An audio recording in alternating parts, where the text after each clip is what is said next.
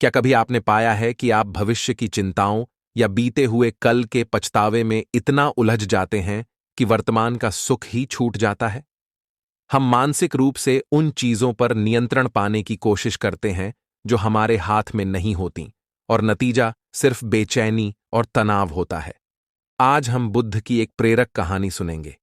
यह कहानी हमें सिखाती है कि कैसे अनावश्यक विचारों के जाल से निकलकर शांति पा सकते हैं। एक बार भगवान बुद्ध अपने शिष्यों के साथ एक गांव की ओर जा रहे थे। रास्ते में उन्हें एक युवक मिला जो बहुत परेशान दिख रहा था। बुद्ध ने उससे पूछा, हे युवक, तुम्हें क्या हुआ है? तुम इतने परेशान क्यों हो? युवक ने कहा, भगवान, मेरा मन बहुत अशांत है। मैं हर समय भविष्य के बारे में सोचता रहता हूं। क्या होगा अगर मैं असफल हो गया? क्या होगा अगर मुझसे कोई गलती हो गई? ये विचार मुझे शांति नहीं लेने देते।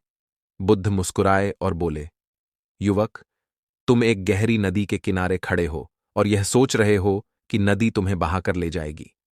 युवक ने उलझन में पूछा, लेकिन भगवान, नदी तो वास्तव में बह रही है। बुद्ध ने कहा, हां, नदी बह रही है, लेकिन तुम नदी में नहीं हो, तुम किनारे पर खड़े हो।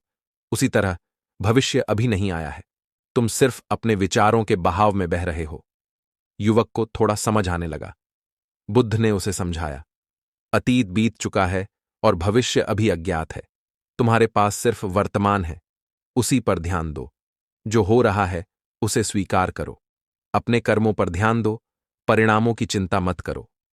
बुद्ध ने आगे कहा, जैसे एक कुशल धनुर्धारी निशाना लगाने से पहले अपने लक्ष्य पर ध्यान केंद्रित करता है, वैसे ही तुम भी वर्तमान पर ध्यान केंद्रित करो।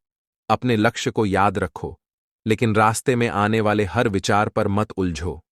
युवक बुद्ध की बातों से प्रभावित हुआ। उसने महसूस किया कि वह भविष्य की चिंता में वर्तमान का सुख खो रहा था। उसने बुद्ध को धन्यवाद दिया और अपने विचारों को नियंत्रित करने का अभ्यास करने लगा। यह कहानी हमें सिखाती है कि ज्यादा सोचना दुख का कारण बनता है। हमें वर्तमान में जीना सीखना चाहिए और अपने कर्मों पर ध्यान देना चाहिए।